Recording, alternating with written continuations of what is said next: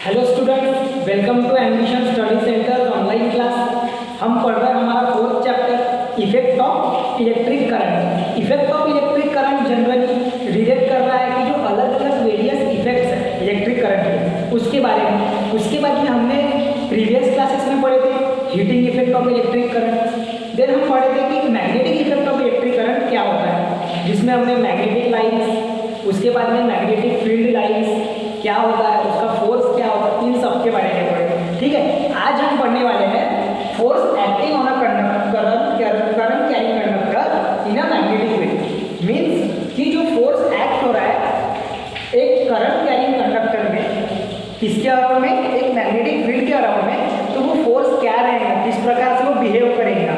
ठीक है, उसके लिए हमको एक एक्सपेरिमेंट ट्राई करना है। आपको एक एक्टिविटी दी हुई है, उसी को हम समझने की कोशिश करेंगे और उस पर से बताएंगे कि जो फोर्स एक्ट होता है कोई करंट कैरिंग कंडक्टर पे एक मैग्नेटिक फील्ड के अराउंड में, वो कैसे होता है। उसके लिए हमको देखो किसकी किसकी नीड है, तो हमको लगेगा एक स्टैंड के साथ में हमें लगेगा, उसके साथ ही में इलेक्ट्रिक बार मैग्नेट, स्टैंड के साथ में हमें लगेगा एक बार मैग्नेट। देन आफ्टर हम आएंगे फिर बार मैग्नेट के बाद में हम यहाँ पर देखो एक बार मैग्नेट हमें लगा दिया जो कि हॉर्स शू मैग्नेट के नाम से भी जाना जाता है। आफ्टर दैट वहाँ पर हमने एक सर्किट ड्रॉ कर दिए ताकि हम यहाँ से करंट फ्लो कर सके। ये जो आपका जो ये वायर है जो कि यहाँ पर आपको रेड कलर में दिख रहा है, ये है कॉपर वायर। ये क्या है, कॉपर वायर, जो कि यहाँ पर करंट कैरिंग कंडक्टर का भी काम कर रहा है। जो कि ये जो कॉपर वायर है ये क्या, कौन सा, किसका काम कर रहा है, यहाँ पर करंट कैरिंग कंडक्टर का काम करेगा। अब हमको यहाँ पर पहले समझ लेना है कि ये डायग्राम क्या है। एक्चुअली डायग्राम आपको थोड़ी कंफ्यूजिंग लग रही होगी, बट आप अपने टेक्स्ट बुक में देखोगे तो आपको और प्रॉपरली वो समझ में भी आ जाएगी। ये क्या हुआ है कि ये जो करंट कैरिंग कंडक्टर है सी, कॉपर का जो कंडक्टर है, current carrying conductor copper wire, ये कनेक्टेड है सर्किट में। ये किसमें कनेक्टेड है, सर्किट में, जहाँ पर हम एक सेल और एक स्विच ऐसे दो चीज़ें अटैच किए हुए हैं। तो यहाँ से क्या होगा, जो पॉजिटिव टर्मिनल है सेल का उससे करंट फ्लो होगा, जो पॉजिटिव टर्मिनल है सेल का उससे क्या होगा, करंट फ्लो होगा, और वो ऐसा पूरा आएगा उस कॉपर वायर में। वो किस में एंटर करेगा, फिर कॉपर वायर में। उसके पहले हमें ये समझ लेना है कि ये जो मैग्नेट है ये क्या काम करेगा। ये काम करेगा to producing magnetic field around the current carrying conductor. वो क्या करेगा, मैग्नेटिक फील्ड तैयार करेगा, वो प्रोड्यूस करेगा। ठीक है, सो मैग्नेटिक फील्ड को तैयार कर रहा है मैग्नेट। उसके बाद में ये सेल में से हम करंट पास ऑन कर रहे हैं जो कि जा रहा है कॉपर सी में। अब ये जो कॉपर वायर जो है, कॉपर वायर जो है, ये जिसको हमने नाम दिए ए, ये पहले स्ट्रेट है। जब यहाँ पर कुछ भी करंट फ्लो नहीं हुआ, ठीक है, पहले क्या रहेगा, ये स्ट्रेट रहेगा जब उसमें कुछ भी करंट फ्लो नहीं हुआ। फिर अगर हमने टॉप टू बॉटम या फिर बॉटम टू टॉप अगर करंट प्रोवाइड करें तो क्या चेंजेस होंगे, वो हमें एक्चुअली में यहाँ पर स्टडी करना है। टॉप टू बॉटम और बॉटम टू टॉप अगर वो करंट अगर चेंज हो रहा है, मतलब कि वहाँ पर क्या होगा, डिफ्लेक्शन होंगे। वहाँ पर उस वायर में क्या होगा, डिफ्लेक्शन होगा। डिफ्लेक्शन क्यों हो रहे हैं, बिकॉज ऑफ कि वहाँ पर मैग्नेटिक फील्ड तैयार हो रही है। क्या तैयार हो रही है, मैग्नेटिक फील्ड तैयार हो रही है। वो वायर क्या होगा, बेंड होगा। जिस साइड में करंट फ्लो होगा उस साइड से वो क्या होगा, बेंड होगा। तो वो हमें स्टडी करना है। तो ये हो गया हमारा एक्सपेरिमेंटल सेटअप। अब हमने क्या करें, स्विच को पहले ऑफ रखें। फर्स्ट टाइम हम स्विच को क्या रखेंगे, ऑफ, मतलब वहाँ से करंट फ्लो होगा क्या, करंट फ्लो नहीं होगा। फर्स्ट टाइम हम क्या करेंगे, ये जो स्विच है, जो की है, इसको हम ऑफ रखेंगे। ठीक है, तो वहाँ से करंट फ्लो नहीं होगा। ठीक है ना, पहले मैं चेक कर लेता हूँ कि आपको क्लियरली दिख रहा है या नहीं। Okay, wait a minute.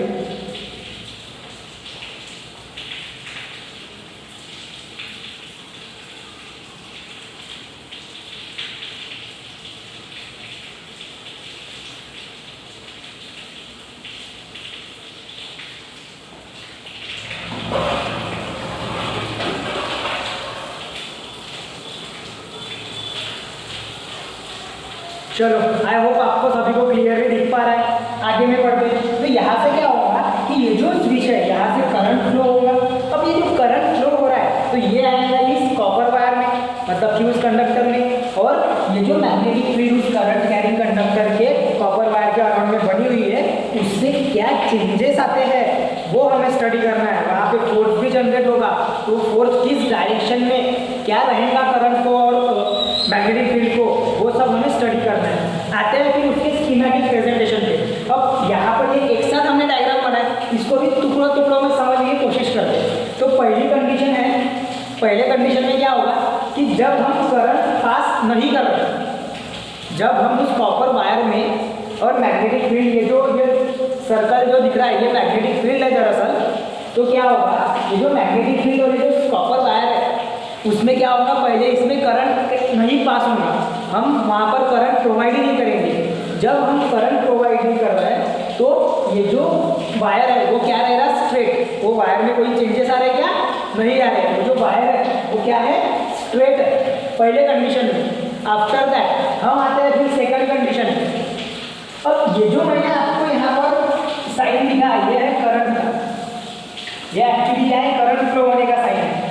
It means कि सेकंड इसमें क्या हो रहा है कि फ्रॉम बॉटम टू टॉप, क्या बोल रहा हूँ मैं, from bottom to top current flow हो रहा है। मतलब करंट की पोजीशन कैसी है, बॉटम से लेके तो टॉप तक के जा रहा है इन अ मैग्नेटिक फील्ड। एक मैग्नेटिक फील्ड में क्या हो रहा है, ये जो कॉपर वायर है, ध्यान दो, ये जो कॉपर वायर है इसमें बॉटम से लेके टॉप तक के करंट जा रहा है। तो जब हम bottom to top current provide करेंगे तो ये जो मैग्नेटिक फील्ड, ये जो वायर है ये क्या होगा, कुछ इसी तरीके से बेंड होगा।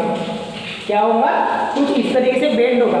यही वायर ऐसे बेंड होगा, मतलब डिफ्लेक्ट होगा, अपनी पोजीशन चेंज करेगा। समझ में आ रहा है। तो ये दिख रहा है आपको यहाँ पर प्रॉपरली। कब हो रहा है ये, जब बॉटम टू टॉप जा रहे हैं हम, टॉप टू बॉटम आ रहा है तब हो रहा है क्या, नहीं, वो चेंज होकर पोजीशन बी पे चला जाएगा।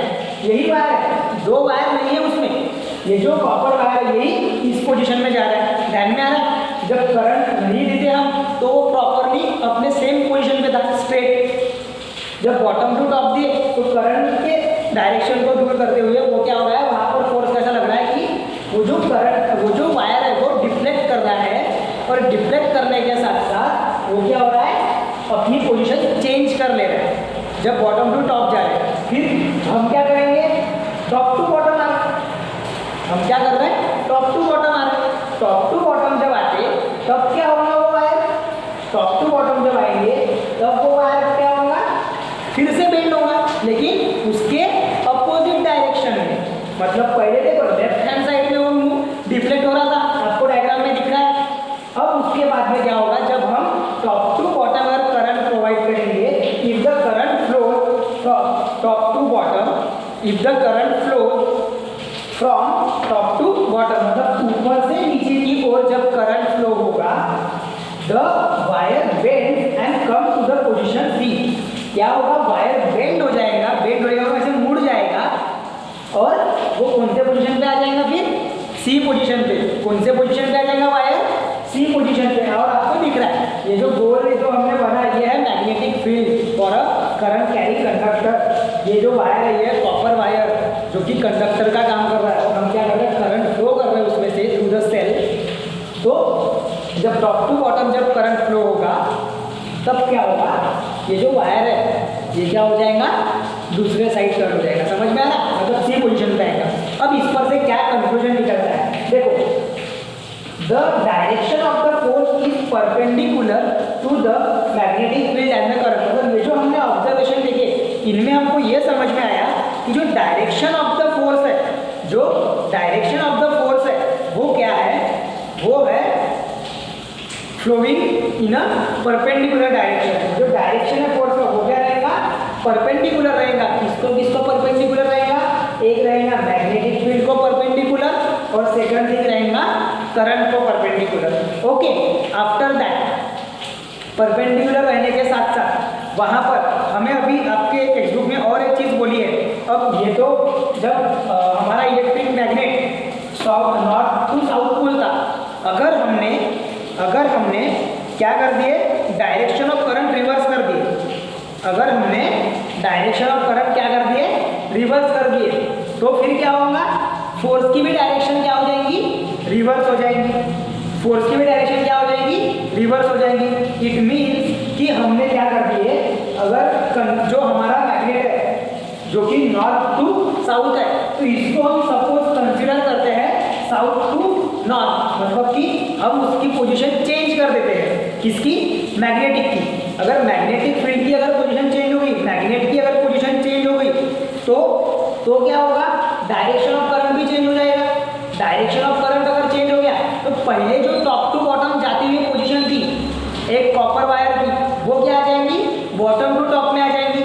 मतलब समझो क्या बोल रहा हूँ, तो मतलब कि अगर हमने ये जो मैग्नेट है ये अभी नॉर्थ टू साउथ है, ध्यान दो, ये जो मैग्नेट है ये नॉर्थ टू साउथ है, हम क्या करेंगे?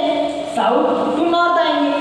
ठीक है, साउथ टू नॉर्थ अगर हमने कर दिए, मतलब जो पोल है उसको इंटरचेंज कर दिए, रिवर्स कर दिए, तो वहाँ पर क्या चेंजेस आएंगे वो भी हमको पूछे हैं।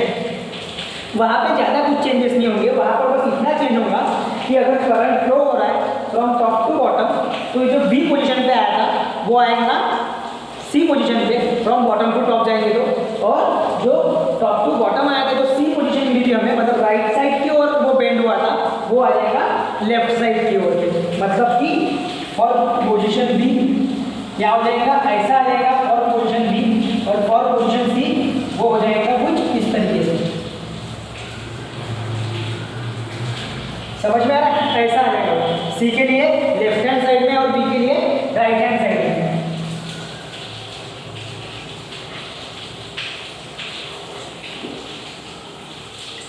ये कब होगा?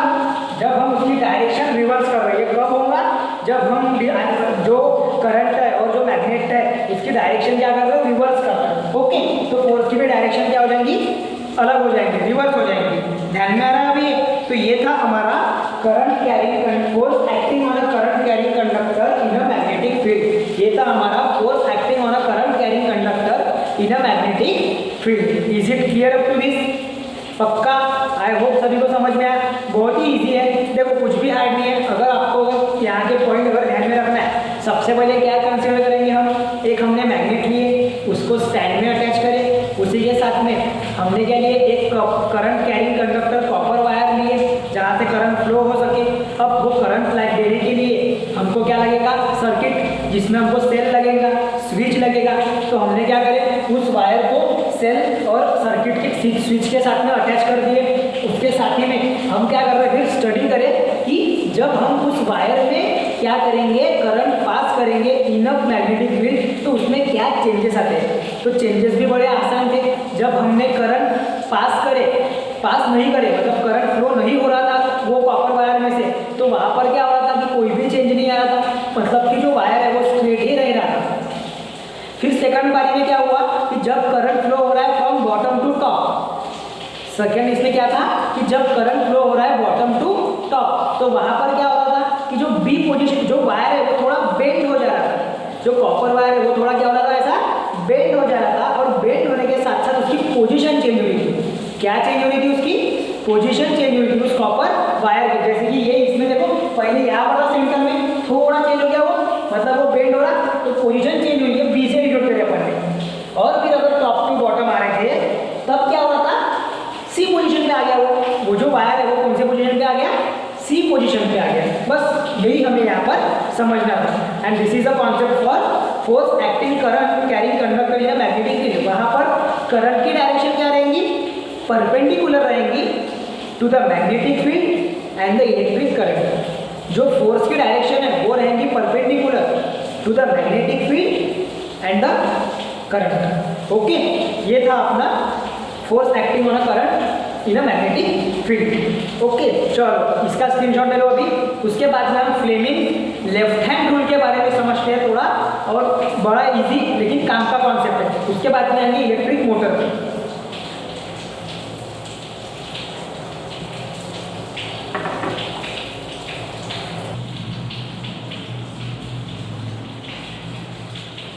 तो आई होप कि आपको जो पिछला हमने एक्सपेरिमेंट करे जहाँ पर हमने समझे कि फोर्स कैसे एक्ट होगा कोई करंट कैरिंग कंडक्टर पे in the field in the magnetic field, वो आपको समझ गया। उसके बाद में उसी के बेसिस पे हम पढ़ने जा रहे हैं फ्लेमिंग्स लेफ्ट हैंड रूल। वहाँ पर देखो आपने जब वो एक्सपेरिमेंट करे थे उसके बाद में हमारा एक कंक्लूजन निकला था जहाँ पर बोला गया था कि फोर्स इज पर the direction of force is perpendicular to magnetic field and the direction of current. बोला था वहाँ पर कि जो फोर्स एक्ट हो रहा है उसकी डायरेक्शन क्या रहेंगी, परपेंडिकुलर रहेंगी। किसे परपेंडिकुलर रहेगी, मैग्नेटिक फील्ड और करंट को। किसे किसे परपेंडिकुलर रहेगी बोले हमने, मैग्नेटिक फील्ड और करंट को। जो फोर्स की डायरेक्शन रहेगी वो क्या रहेगी, परपेंडिकुलर। वो क्या रहेगी, परपेंडिकुलर। तो उसी के बेसिस पे हम फ्लेमिंग्स ने एक लेफ्ट हैंड रूल दिया, जिसने उसने अपने नाम से ही उसको मतलब दिया गया उसका।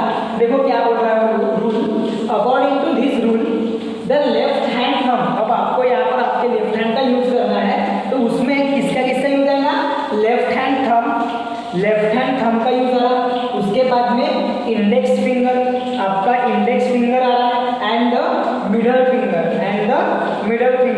ठीक है, देखो अभी लेफ्ट हैंड रूल के according thumb, index finger and the middle finger are stretch. हम उसको क्या कर रहे हैं, स्ट्रेच कर रहे हैं, so as to be perpendicular to each other.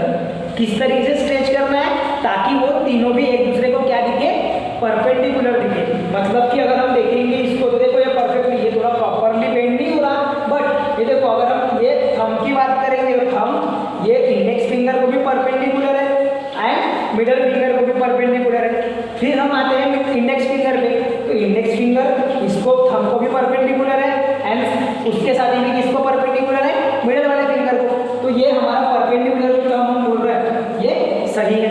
अब हमने तीनों को स्ट्रेच कर दिया, तीनों फिंगर्स को। अब उसमें कौन सा फिंगर कौन सी डायरेक्शन बताएगा वो हमें समझना है। If the index finger is in the direction of magnetic field, अगर हमारा इंडेक्स फिंगर जो है मतलब ये अगर क्या शो कर रहा है, direction of magnetic field, and the middle finger point the direction of current. देखो आपका अगर इंडेक्स फिंगर जो है वो direction of magnetic field show कर रहा है, जो आपका मिडल फिंगर है वो डायरेक्शन ऑफ करंट शो कर रहा है, तो जो थंब रहेगा ये करेगा डायरेक्शन ऑफ फोर्स शो। ये क्या करेगा, direction of force of the conductor. जो कंडक्टर में फोर्स क्रिएट हो रहा है उस फोर्स को कौन शो करेगा, ये हमारा थंब, जो लेफ्ट हैंड का जो थंब है वो शो करेगा। बस उतना ही अपना लॉ है, बहुत इंपॉर्टेंट है, समझने के लिए आसान है। ठीक है, देखो हम ये डायग्राम में समझने की कोशिश करते हैं। सपोज यहाँ पे ये है आपका थंब की पोजीशन है ये, जो कि फोर्स शो कर रहा है। ठीक है, मैं यहाँ पर शॉर्ट में भी लिख देता हूँ, ये थंब के साथ में दिख रहा है। ये जो है डायरेक्शन ऑफ मैग्नेटिक फील्ड कौन शो कर रहा है, डायरेक्शन ऑफ मैग्नेटिक फील्ड कौन शो कर रहा है, कौन सा फिंगर शो कर रहा है direction of magnetic field, index. देखो बोला है index finger is in the direction of magnetic field, मतलब इंडेक्स फिंगर क्या शो करेगा, डायरेक्शन ऑफ मैग्नेटिक फील्ड। तो फिर डायरेक्शन ऑफ करंट कौन शो करेगा, मिडल फिंगर। ओके, तो ये है अपना लेफ्ट हैंड थंब रूल, जो कि फ्लेमिंग्स ने दिया था, इस वजह से उसके नाम पर वो रखा गया, Fleming's left hand thumb rule. ये इंपॉर्टेंट है आपके इलेक्ट्रिक मोटर के कंस्ट्रक्शन और वर्किंग में, आपको काम में आएगा। अभी जो हम अगला टॉपिक पढ़ रहे हैं इंपॉर्टेंट टॉपिक है हमारे बोर्ड के हिसाब से भी, इलेक्ट्रिक मोटर का कंस्ट्रक्शन और वर्किंग। ओके, थोड़ा समझने में अगर डिफिकल्टी होंगी तो आप पूछ सकते हो, लेकिन इलेक्ट्रिक मोटर का थोड़ा प्रॉपरली ध्यान देकर सुनना पड़ेगा। उसका कंस्ट्रक्शन और उसका वर्किंग आपको थोड़ा टेक्स्ट बुक भी रेफर करते रहना पड़ेगा, आफ्टर दैट आपको और प्रॉपरली समझेगा। ठीक है, इसका स्क्रीनशॉट ले लो पड़ेगा।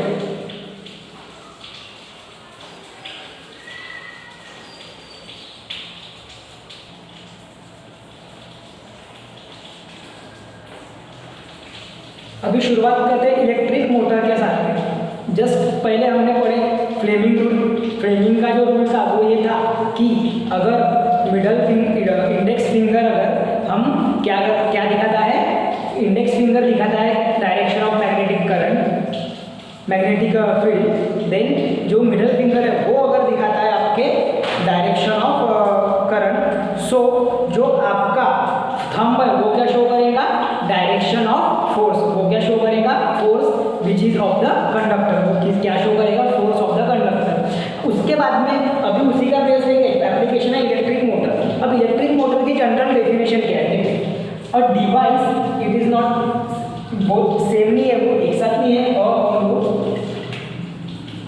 हाँ, और device which convert or change the electrical energy into mechanical energy is called as electric motor। मतलब कि ऐसा डिवाइस जो कन्वर्ट कर रहा है या फिर चेंज कर रहा है इलेक्ट्रिकल एनर्जी को मैकेनिकल एनर्जी में, उसे कहा जाता है इलेक्ट्रिक मोटर। उसे क्या कहा जाता है? Electric motor. लाइक हम बात करेंगे आपके घर पर जो भी जितने भी फैन कूलर चलते हैं, देन आफ्टर हम जो वाटर पंप यूज करते हैं, इन सब में कौन सा मैकेनिज्म होता है? इलेक्ट्रिक मोटर का यूज होता है, इलेक्ट्रिक मोटर का मैकेनिज्म होता है। अब हमें आज पढ़ना है कि इलेक्ट्रिक मोटर का कंस्ट्रक्शन क्या है और उसका वर्किंग कैसे होता है। ठीक है, उसके लिए हमको पहले डायग्राम समझ लेना है, और एक चीज डायग्राम की प्रैक्टिस करते रहना पड़ेगा आपको। प्रॉपर डायग्राम विद लेबलिंग आपको पूरा जमने होना। देखो हमने क्या करे हैं कि दो मैग्नेट लिए, नॉर्थ एंड साउथ, उसके दो डायरेक्शंस आपको दिखाए हुए हैं, क्योंकि मैग्नेट की जो पोजीशन है वो रहेगी कुछ ऐसी, फ्रॉम नॉर्थ टू साउथ। वो जो मैग्नेट में जो इलेक्ट्रिक फील्ड, जो मैग्नेटिक फील्ड जो तैयार होंगी, उनकी जो डायरेक्शन रहेगी वो क्या रहेगी? North to south. समझ में आ रहा है? सो ये जो दो मैग्नेट्स हैं वो हमने लिए, वो कंसीडर किए, उनके बीच में हमने रखा है एक रेक्टेंगुलर कॉपर वायर के लूप को। ये जो है ये क्या है? Rectangular copper wire loop.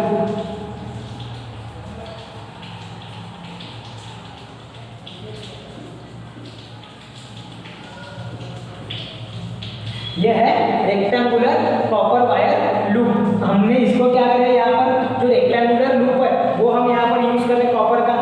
उसके बाद में हमने यहाँ पर क्या करें, ये जो रेक्टेंगुलर लूप है इसको ज्वाइन करे हैं स्प्लिट रिंग के साथ में। इसको किससे ज्वाइन करे हैं? स्प्लिट रिंग के साथ में। अब स्प्लिट रिंग्स क्या होते हैं? जो स्प्लिट रिंग्स है इसको कम्यूटेटर भी कहा जाता है। जो स्प्लिट रिंग्स है उसको क्या कहा जाता है? कम्यूटेटर। और कम्यूटेटर का काम क्या होता है वो भी मैं आपको बता देता हूँ पहले ही। देखो कम्यूटेटर एक ऐसा डिवाइस है जो डायरेक्शन ऑफ करंट को रिवर्स करता है। क्या करता है वो? डायरेक्शन ऑफ करंट को रिवर्स करता है सर्किट में ही, उसको कहा जाता है कम्यूटेटर। तो यहाँ पर कम्यूटेटर का काम कौन कर रहा है? कम्यूटेटर का काम कर रहा है ये जो स्प्लिट रिंग्स है, ये समझ में आ रहा है? जिसको हमने नाम दिए एक्स और वाई, क्योंकि स्प्लिट रिंग को हमने दो पार्ट में डिवाइड करे हैं, एक है एक्स और दूसरा है वाई। सो टू हाफ ये वर्ड हम यूज करेंगे वहां पे। ठीक है, तो वो देखो स्प्लिट रिंग किसके ऊपर में टाइटली बाउंडेड है? वो है एक एक्सल के ऊपर में, ताकि वो जो रोटेशन है वो प्रॉपरली हो सके। ठीक है, सो ये जो एक्सल है वो प्रॉपरली रोटेट हो सके। तो एक्सल के ऊपर में क्या सिचुएटेड है? Split rings. फिर ये जो कनेक्शन है, ये पूरे कॉइल को कनेक्शन हम डायरेक्टली नहीं प्रोवाइड कर सकते। ये जो पूरा कॉइल है ना, इसको हम कनेक्शन डायरेक्टली सेल से या फिर बैटरी से अटैच नहीं कर सकते। इसलिए हम क्या करेंगे, वो स्प्लिट रिंग के ऊपर में कार्बन के दो ब्रशेस का यूज करेंगे। स्प्लिट रिंग किसको कनेक्टेड रहेगा? कार्बन के वो जो ब्रशेस को कनेक्टेड रहेगा, और फिर वो कार्बन के ब्रशेस से हम क्या कनेक्ट कर देंगे? उस कॉपर वायर को। फिर क्या करेंगे हम उस कार्बन के ब्रशेस को, जो कि हमने नाम दिए उसको ई और एफ, ई और एफ ऐसे दो नाम दिए, उसको हम कनेक्ट करेंगे उस सर्किट से। वो सर्किट से उस वायर को क्या कर देंगे? कनेक्ट कर देंगे। हम देखो ध्यान दो, डायरेक्टली हम ये जो रेक्टेंगुलर लूप है कॉपर वायर का, इसको हम डायरेक्टली उस स्प्लिट रिंग्स को कनेक्ट नहीं कर सकते, या फिर डायरेक्टली उस सेल या फिर बैटरी को कनेक्ट नहीं कर सकते। तो हम क्या करेंगे? हम करेंगे जैसे कि आपके डायग्राम में भी दिखाया हुआ है। हम क्या कर रहे हैं, वो जो है वो कनेक्ट कर रहे हैं ये दो कार्बन के ब्रशेस को। उसके बाद में वो कनेक्ट होकर वहां से भी करंट सप्लाई होगा through the rectangular loop of copper wire. Rectangular loop of copper wire, इसको हम कनेक्ट होगा। ये थोड़ा हम रेक्टेंगुलर शेप में इसको तैयार करने की कोशिश करते हैं, लाइक दैट।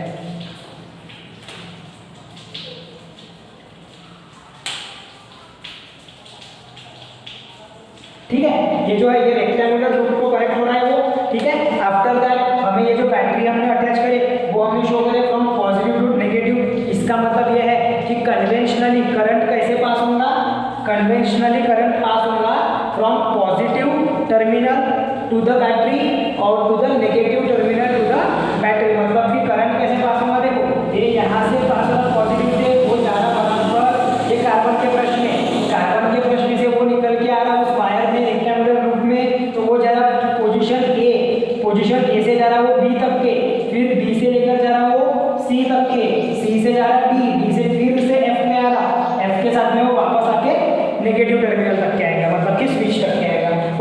बैटरी के साथ में हमने स्विच भी अटैच कर दिए ताकि हमको करंट सप्लाई मिल सके। तो करंट सप्लाई ऑन करना है या ऑफ करना है वो काम कौन करेगा? की करेगा, मतलब की स्विच करेगा। समझ में आ रहा है? हाँ, तो ये हो गई आपकी डेफिनेशन, सॉरी ये हो गया आपका डायग्रामेटिक रिप्रेजेंटेशन। डेफिनेशन भी हमने पढ़ ली है। अभी हमको क्या पढ़ना है? डायग्रामेटिक रिप्रेजेंटेशन का कंस्ट्रक्शन, कि हमने डायग्राम के फॉर्म में शो कर दिए। हमने ये जो इलेक्ट्रिक मोटर है इसका हमने डायग्राम बना दिए, उसके बाद में हमको उसका कंस्ट्रक्शन लिखना है। क्योंकि देखो अभी हमारे पास में समय ना होने के कारण मैं आपको कंस्ट्रक्शन लिख के मतलब वो बता नहीं रहा। मैं क्या कर रहा हूँ, पहले लिख ले रहा हूँ फिर बाद में बता रहा हूँ। लेकिन आपको ध्यान में रखना है कि आपको वो कंस्ट्रक्शन को डायग्राम पर से समझना है। जैसे पहले बोला, सबसे पहले हम क्या कंसीडर करेंगे? सबसे पहले हम कंसीडर करेंगे एक rectangular loop of copper wire ABCD। वही आपके कंस्ट्रक्शन में आएगा। Electric motor consist of a rectangular loop of copper wire ABCD, okay, which is placed between the two magnet, that is north pole of magnet and south pole of magnet। समझ में आया? वो जो magnet है वो दो magnet के बीच में उस रेक्टेंगुलर वायर को क्या गया है? रखा गया है, रेक्टेंगुलर लूप को रखा गया है ताकि वहां पर क्या हो? मैग्नेटिक फील्ड तैयार हो। वहां पर क्या हो? मैग्नेटिक फील्ड तैयार हो। और मैग्नेटिक फील्ड कौन तैयार करेंगे? मैग्नेटिक फील्ड तैयार करेंगे हमारे दो मैग्नेट्स करेंगे। हाँ, उसके बाद में then the wires, rectangular loop wire is connected to the carbon brushes. ये बाद में लिखेंगे, पहले देंगे इस एक्सल और स्प्लिट रिंग का डिस्क्रिप्शन। सो क्या बोलेंगे? It is connected to the device commutator which is also known as a split ring which is highly coated with the resistance. वो क्या है? रेजिस्टेंस कोटिंग उस पर लगी हुई रहेगी उस स्प्लिट रिंग पे, जो कि एक एक्सल पे टाइटली कनेक्टेड है। वो एक्सल पे क्या है? टाइटली कनेक्टेड है। स्प्लिट रिंग जिसको हमने नाम दिए X और Y, जिसको हमने नाम दिए X और Y। समझ में आ रहा है? फिर देखो ये जो वायर है ना, कनेक्टिंग वायर, इसको हम डायरेक्टली बैटरी के साथ में अटैच नहीं कर सकते। समझ में आ रहा है क्या? हम डायरेक्टली उन वायर्स को क्या नहीं कर सकते? बैटरी के साथ में अटैच नहीं कर सकते, नहीं तो करंट में प्रॉब्लम आएगा।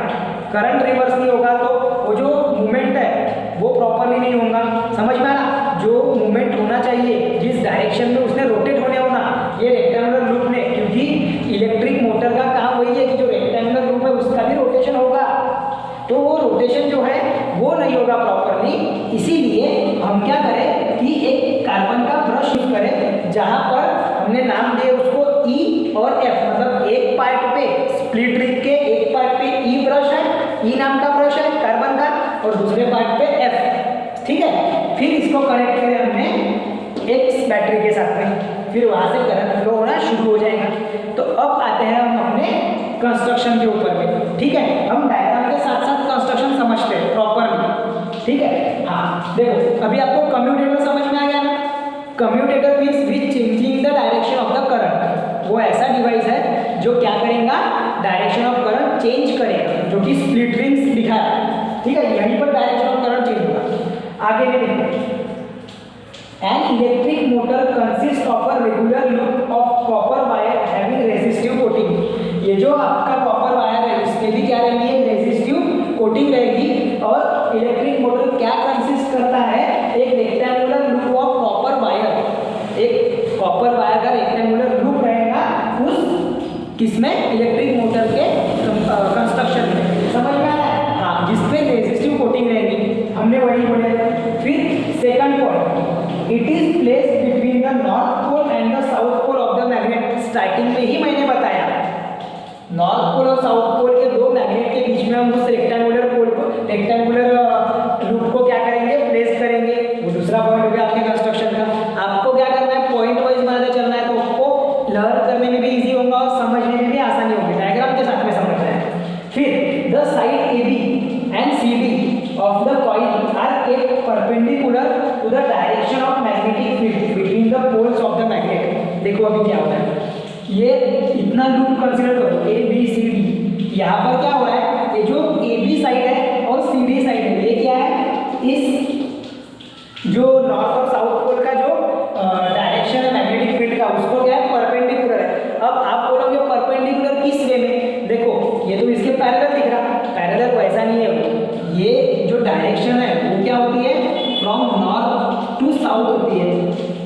तो ये हो गई उसकी डायरेक्शन मैग्नेटिक फील्ड की। मैग्नेटिक फील्ड की डायरेक्शन क्या हो गई, फ्रॉम नॉर्थ टू साउथ। अब कंपेयर करो तो AB और CD है परपेंडिकुलर, समझ में आया।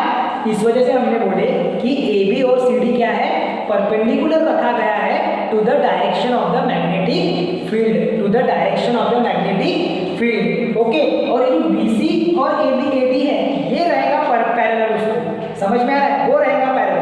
आगे में देखते हैं फिर, the two end of the coil are connected to the two half of the split ring X and Y as shown in the diagram, as shown in the diagram। तो ये जो दो एंड्स है वायर के, इसको हम किससे connect करेंगे, ये स्प्लिट रिंग के साथ में, जो कि कम्यूटेटर का भी काम करता, जो कि किसका काम करता, कम्यूटेटर का काम करता, जिसको ही हमने स्प्लिट रिंग बोला यहाँ पर, क्योंकि वो डिवाइडेड है दो पार्ट में, दो हाफ में।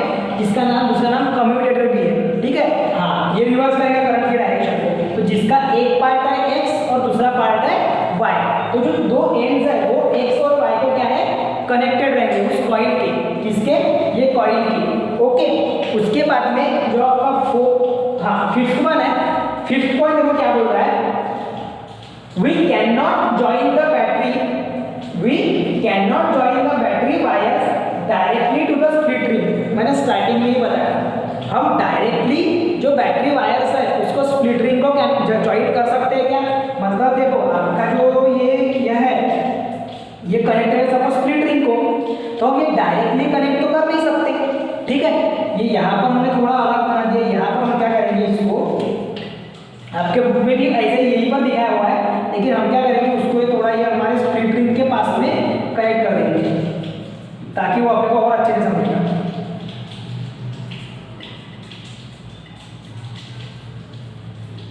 ओके, तो देखो अभी हमारा क्या हो रहा है कि ये जो वायर है, कनेक्टिंग वायर, वो किससे ज्वाइन है, किससे ज्वाइन है, वो स्प्लिट रिंग से।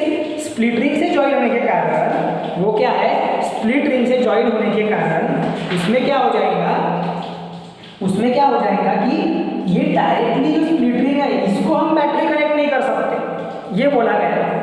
ये जो स्प्लिट रिंग है ना, इसको हम डायरेक्टली बैटरी ज्वाइन नहीं कर सकते। सो हम क्या कर रहे हैं, ये जो स्प्लिट रिंग है उसके ऊपर में दो कार्बन के ब्रशेस ज्वाइन कर देते हैं टाइटली एकदम।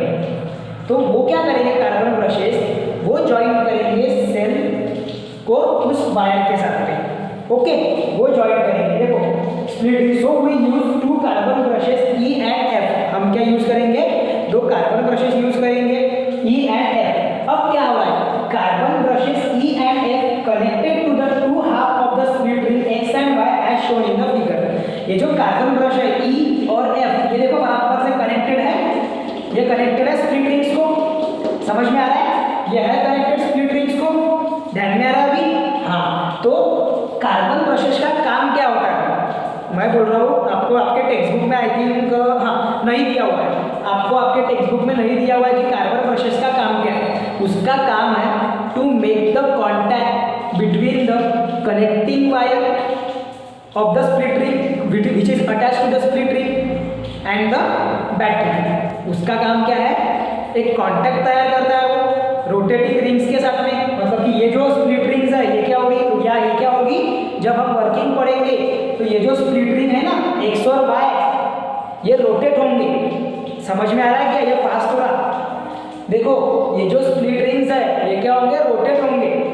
कम्यूटेटर है वो तो वो रोटेट होंगी, तो रोटेट होंगे, तो वो रोटेट होने का जो स्प्लिट रिंग्स है उनका कॉन्टैक्ट किसके साथ में, सप्लाई करंट के साथ में करने का काम कौन करता है, ये ब्रशेस, कार्बन ब्रशेस, जिसको हमने नाम दिए E और F। तो ये हुआ हमारा कंस्ट्रक्शन फॉर इलेक्ट्रिक मोटर। पूरा का पूरा कंस्ट्रक्शन आपके टेक्स्ट बुक में दिया हुआ है, मैंने उसमें 2-3 चीज़ें ऐड किया, आपने इसका स्क्रीनशॉट लेना है ताकि आपको और 2-3 पॉइंट जो आपके बुक में नहीं दिए हुए या फिर हैव ये वर्ड यूज़ किया है तो उसकी जगह पे हमने हाफ ये वर्ड यूज़ करे और अच्छे से समझ जाता हूँ, ठीक है। अब देखो वहाँ पर कम्यूटेटर की डेफिनेशन भी दी हुई है, तो देखो कम्यूटेटर का काम क्या होता है, it reverse the direction of current. वो क्या होगा, फ्लोइंग करंट का डायरेक्शन रिवर्स कर देगा। उसके बाद में हमको दिया नहीं है कि फंक्शन क्या होता है कार्बन ब्रशेस का। कार्बन ब्रश का फंक्शन होता है to make the contact between split ring और rotating links of a commutator and the supply of current supply of battery. समझ में आ रहा है? इन दोनों के बीच में कॉन्टैक्ट बनाने का काम होता है। ये हो गया हमारा कंस्ट्रक्शन। पहले इतने पार्ट का आप क्या ले लो, स्क्रीनशॉट। इसके बाद में हम आएंगे वर्किंग के ऊपर में। अब हमने कंस्ट्रक्शन सीख ली कैसे होता है, अभी उसका वर्किंग क्या होगा, किस तरीके से रोटेट होगा वो, किस तरीके से Fleming right left hand rule का यूज होगा, वो सारा देखेंगे। चलो फटाक से स्क्रीनशॉट लेते हैं।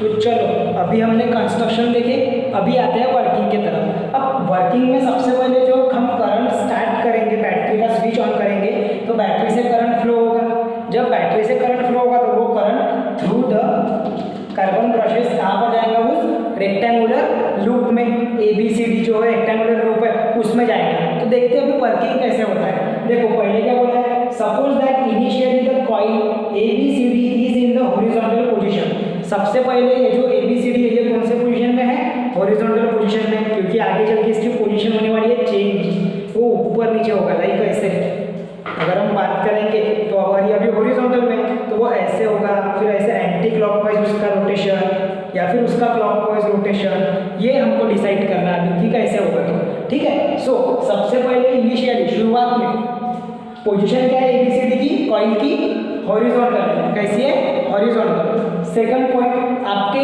टेक्स्ट बुक में एक चीज़ ध्यान रखो, आपके टेक्स्ट बुक में यही दिया है लेकिन थोड़ा शॉर्ट में दिया है, और कुछ कुछ जो शब्द है वो आपको मतलब कंफ्यूज कर सकते हैं। पुशेस कीप डाउन तो कैसे, क्या, Fleming left hand rule direct apply हुआ है, लेकिन वो सब आपको ध्यान में रखना पड़ेगा। तो वो समझाते हो ध्यान देना थोड़ा सा, ठीक है। अगर आवाज़ में अगर कुछ प्रॉब्लम हो तो आप हेडफोन का यूज़ कर सकते हो, क्योंकि कैसा थोड़ा ये जो सराउंडिंग का साउंड है वो थोड़ा कैच हो जाने के कारण वहाँ पर हो सकता है कि आवाज़ में ऐसे मतलब फंबल आ जाए। तो उसके लिए आप क्या करो कि हेडफोन्स का अगर आपके पास में है तो हेडफोन यूज़ करो, आप सब इसको समझते हो। सेकेंड पॉइंट आते हैं, on pressing the switch the current from the battery enters the coil through the carbon brush E। यहाँ पर क्या बोला है कि जब हम स्विच प्रेस करते हैं तो जो करंट है बैटरी से वो निकल के किस में एंटर करता है, कार्बन ब्रश C में, E में, कार्बन ब्रश E में। समझ में आ रहा है, enters the carbon brush E। Okay, फिर वहां से वो जाएगा स्ट्रिप और उससे कनेक्टेड जो जाएगा वो वायर में, ठीक है ना, ऐसा होगा उसका। Then E after the second point, third point देखो, in the side AB of the rectangular coil ABCD the direction of current is from A to B, and in the side CD of the coil the direction of current is C to D which is opposite to AB। ये point क्या बोल रहा है, जैसा देखो ध्यान दो, हमने स्टार्ट करे बैटरी से, वो गया कार्बन के ब्रश में E में, वहां से वो किस में जाएगा, ये पूरे रेक्टेंगुलर लूप में जाएगा, वो करंट पास होगा पूरा। तो यहाँ पर क्या बोला है कि जब उसको रेक्टेंगुलर लूप में जब वो करंट गया, रेक्टेंगुलर कॉइल में जब वो करंट गया तो वो क्या होगा, A to B जाएगा।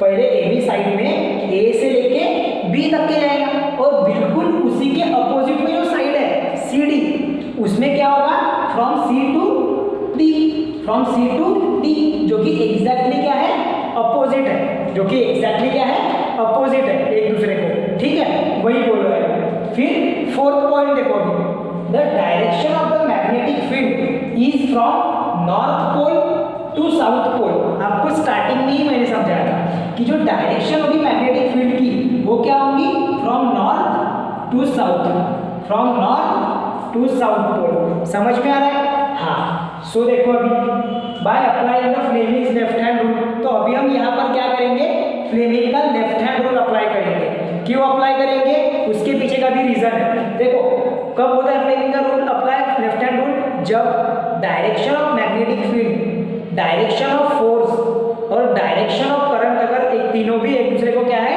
परपेंडिकुलर है, सो वहां पर अप्लाई होगा। तो यहाँ पर देखो डायरेक्शन ऑफ मैग्नेटिक फील्ड कुछ इस प्रकार से है। अगर AB की हम बात करेंगे और CD की हम बात करेंगे तो डायरेक्शन ऑफ करंट भी क्या है, परपेंडिकुलर है। अगर ये दोनों अगर हमारा जो फ्लेमिंग लेफ्ट हैंड रूल क्या कहता है कि फोर्स भी परपेंडिकुलर रहेगा। क्या रहेगा?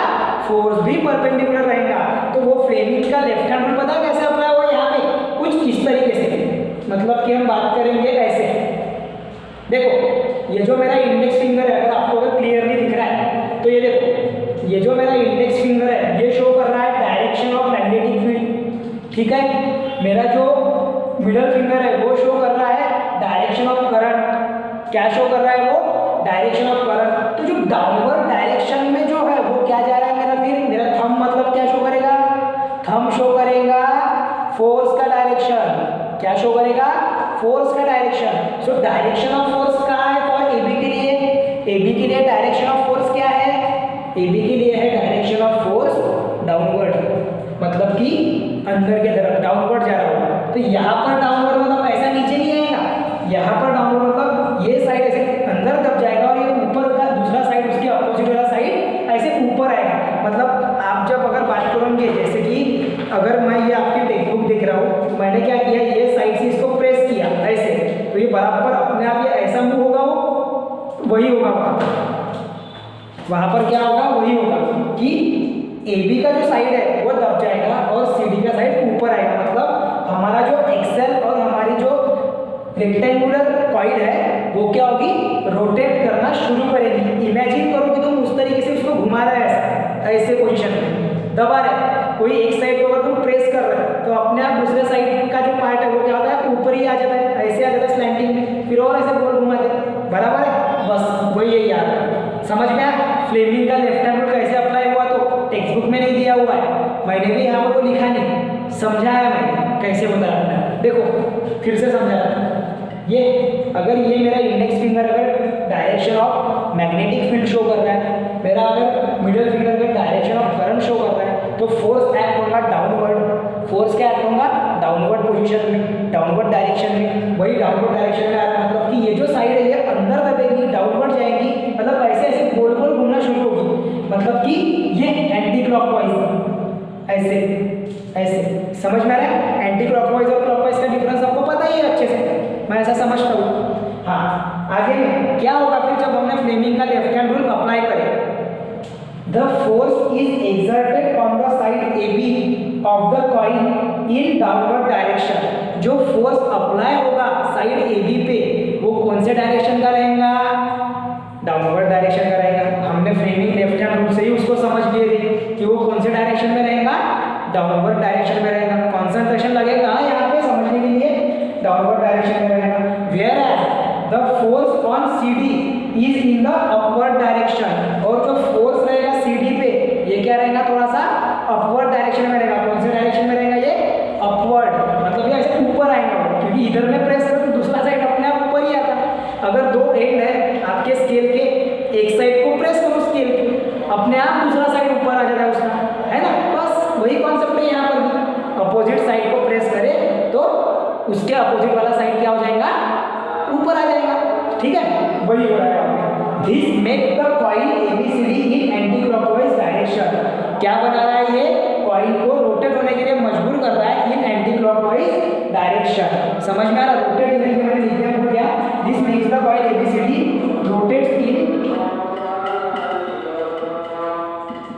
रोटेट्स इन एंटी क्लॉकवाइज डायरेक्शन। जो रोटेशन है वो कौन से डायरेक्शन में होगा?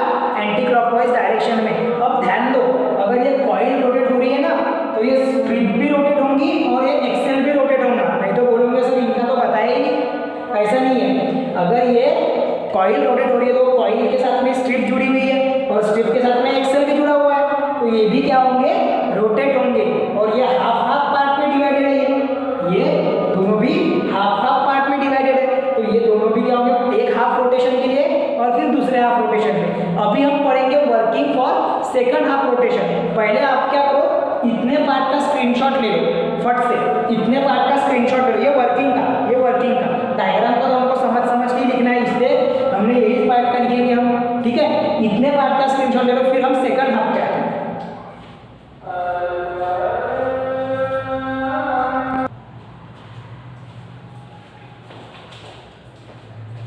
बढ़ते हैं अभी आगे। देखो अभी तक क्या हमने पढ़े कि जो एंटी क्लॉकवाइज रोटेशन हो रहा था from A to B and D to C, तो अब क्या हो जाएगा? एक हाफ रोटेशन कंप्लीट हो जाएगा। तो देखो हाफ रोटेशन कंप्लीट होने के बाद में क्या होता है, हम ज़्यादा समय नहीं गवाते और जाते अपने अगले पॉइंट की ओर। देखो after half rotation when the coil goes beyond the vertical position, the side CD comes on the left side and AB comes on the right side।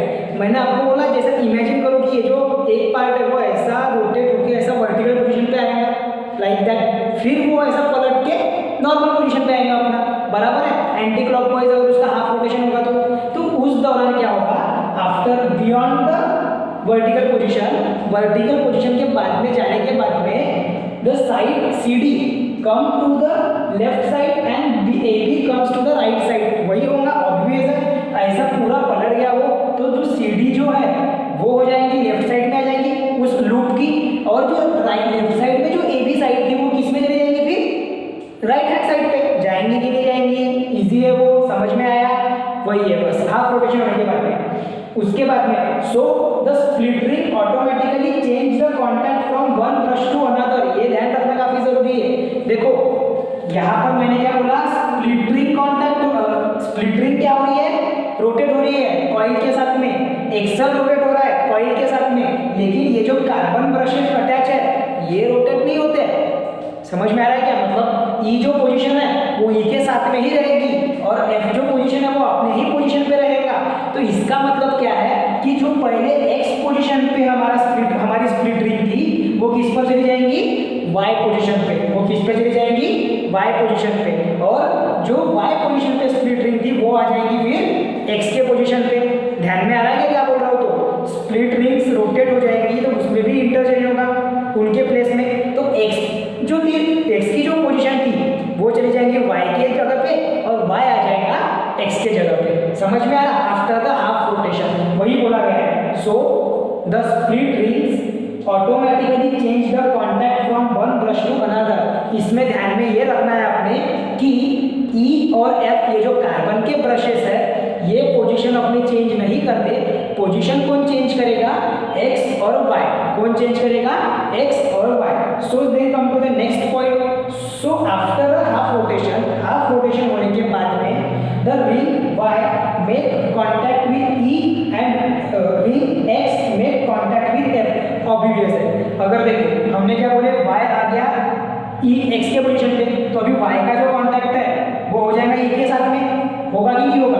मैं अगर ये थोड़ा सा डायग्राम को चेंज करता हूँ, अब यहाँ पर वाई लिखता हूँ और यहाँ पर एक्स, तो दिख रहा है अभी आपको, देखो वाई का जो कॉन्टैक्ट है वो ई के साथ में हो जाएगा और जो एक्स का कॉन्टैक्ट है वो एफ के साथ में हो जाएगा, बस वही है, इंटरचेंज कर रहे हैं, लेकिन नॉर्मली वो नहीं है अभी फिलहाल में, ये डायग्राम हमारी नहीं है, ठीक है। सो एक्स के साथ में और एक्स का जो कॉन्टैक्ट है वो किसके साथ में हो जाएगा, एफ के साथ में। इसकी वजह से क्या हो गया, this reverses the direction of the current. इससे क्या होगा कि जो डायरेक्शन ऑफ करंट है वो क्या हो गया, अभी रिवर्स हो गया।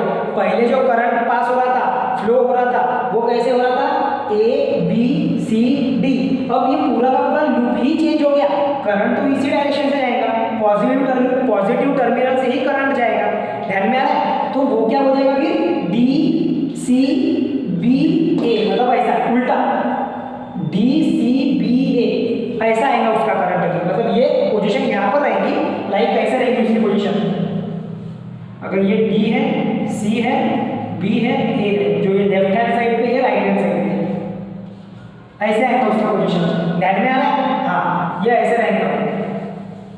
तो वही हमने लिखा है यहाँ पे डी सी बी ए, करंट की जो पोजीशन है वो क्या आएंगी, अभी जो करंट का जो डायरेक्शन है वो क्या आएगा, डी सी बी ए, ठीक है।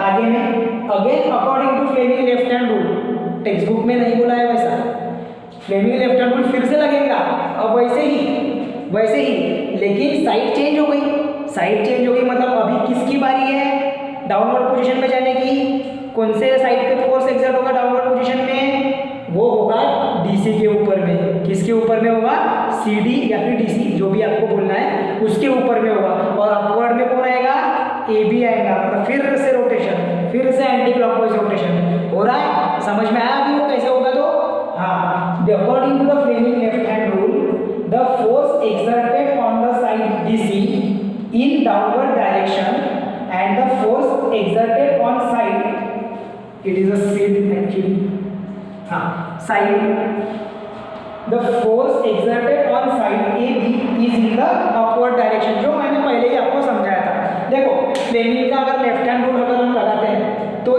ऐसा ही कुछ होगा। अगर मैं कंसीडर करता हूँ यहाँ पे इसकी पोजीशन चेंज कर देते हैं, ठीक है, डी सी बी ए। अब यहाँ पर लगाओ आप लेफ्ट फ्लेमिंग का लेफ्ट हैंड रूल, ये दिख रहा है आपको, दिख पा रहा है बराबर से। अब ये हो गया फ्लेमिंग का लेफ्ट हैंड रूल, तो क्या होगा, डायरेक्शन ऑफ मैग्नेटिक फील्ड जा रहा है नॉर्थ टू साउथ, जाने दो उसको। डायरेक्शन ऑफ करंट हो रहा है अपवर्ड डायरेक्शन में, वो भी चलेगा, वही अपना काम करेगा। लेकिन जो डायरेक्शन ऑफ फोर्स है वो तो बराबर डीसी पे आ रहा, जिसको वो दबाने का काम कर रहा, पुश करने का काम कर रहा। बस इस वजह से जो डीसी है या फिर सीडी साइड जो है वो डाउनवर्ड डायरेक्शन में पुश होगी, और जो ए बी साइड है या फिर बी ए जिसको हम बोल सकते हैं वो क्या आएंगी, वो आएंगी अपवर्ड डायरेक्शन में। वो फिर से क्या आएंगी, अपवर्ड, और फिर से वो रोटेशन शुरू हो जाएगा, फिर से वो रोटेशन शुरू हो जाएगा। और इस दौरान कंटिन्यू करंट फ्लो हो ही रहा है। करंट रुक रहा है क्या, नहीं, करंट नहीं रुक रहा है, मतलब रोटेशन रुकेगा क्या उस बॉडी उस एक्सेल का या फिर उस कॉइल का रोटेशन रुकेगा क्या, नहीं रुकेगा। अगर रोटेशन नहीं रुक रहा है तो वो मोटर अपने आप रोटेट करना शुरू होगी, और रोटेट होना शुरू होगी मतलब इलेक्ट्रिकल एनर्जी कन्वर्ट हो जाएगी मैकेनिकल एनर्जी में। इलेक्ट्रिकल एनर्जी क्या हो जाएगी, कन्वर्ट हो जाएगी मैकेनिकल एनर्जी में। This makes the coil rotate in anti clockwise direction by half rotation, by each half rotation. हर एक हाफ रोटेशन के बाद में जो कॉइल है वो एंटी क्लॉकवाइज, कौन से डायरेक्शन में, एंटी क्लॉकवाइज डायरेक्शन में क्या होगी, रोटेट होगी। एंटी क्लॉकवाइज मतलब ये डायग्राम के हिसाब से अगर हम समझेंगे, अगर हम एंटी क्लॉकवाइज की पोजीशन अगर डायग्राम के हिसाब से समझेंगे तो राइट से लेफ्ट पे आना, राइट से लेफ्ट में, समझ में आ रहा है, opposite to the direction of magnetic field, ऐसा भी हम समझ सकते हैं, ध्यान में रखने के लिए, लिखना नहीं है। Opposite to the direction of magnetic field वो कॉइल क्या होगी, रोटेट होगी एक्सेल के साथ में। ध्यान में आ गया अभी ये, तो ये था कंप्लीट वर्किंग। देखो आपको जो ये वर्किंग है ये समझने में फर्स्ट टाइम आसान नहीं जाएगा, लेकिन अगर आप डायग्राम के साथ में प्रॉपरली कोशिश करते हो समझने की तो आपको समझेगा। मैं आपको ये बोलूँगा कि ये जो पॉइंट मैंने लिखाया ये आप लिखो आपके नोट्स में, रैदर देन बुक में कैसा पढ़ो उसको, लेकिन बुक में कैसे जो हेल्प्स वगैरह दिए उसके बाद में बोला है कि डायरेक्टली डाउनवर्ड कंडीशन कैसे आ गई एकदम से, तो वो थोड़ा कंफ्यूजिंग भी हो सकता है आपके लिए। आपने क्या करना है कि इसके पूरे पॉइंट को समझना है और फिर लिखना है उसको, तो जम जाएगा आपको पूरा प्रॉपरली। तो इसका स्क्रीनशॉट ले लो, आई होप आपको पूरा क्लियरली स्क्रीनशॉट लेते जम रहा है। एट दी एंड सभी जन जाते जाते अटेंडेंस लगा देंगे, और अटेंडेंस लगाने के साथ साथ आपको आज ही वो पूरा नोट्स कंप्लीट करके उसकी 4 से 5 बार प्रैक्टिस भी कर रहा है, डायग्राम, कंस्ट्रक्शन और साथ ही साथ में उसका वर्किंग। इलेक्ट्रिक मोटर का क्वेश्चन आज ही प्रिपेयर करो, आज ही प्रिपेयर करना है, आ गया तो सीधे 4 मार्क, समझ में आ रहा है। चलो आज के लिए इतना ही। आज का होमवर्क है आपका कि कंप्लीटली आपको पूरा इलेक्ट्रिक मोटर क्या होता है, फ्लेमिंग लेफ्ट हैंड रूल क्या होता है, सब कुछ पूरा प्रॉपरली पूरा तरीके से क्या करना है, प्रैक्टिस लिख के, नोट्स अलग प्रैक्टिस अलग, इस तरीके से करो। अगले सेशन में हम पढ़ने जाएंगे गैल्वेनोमीटर क्या है, इलेक्ट्रोमैग्नेटिक इंडक्शन क्या है, और फिर पढ़ेंगे एसी और डीसी करंट, और फिर एसी और डीसी जनरेटर। मस्ट इम्पॉर्टेंट, बहुत इंपॉर्टेंट है वो। बस ये इलेक्ट्रिक मोटर समझ गया तो आपको जो डीसी जनरेटर और एसी जनरेटर है उसमें उतना प्रॉब्लम नहीं जाएगा, लेकिन समझने के लिए थोड़ा टफ जा सकता है, लेकिन करेंगे हम, ठीक है। चलो जाते जाते एक बार स्क्रीनशॉट लेके प्रेजेंट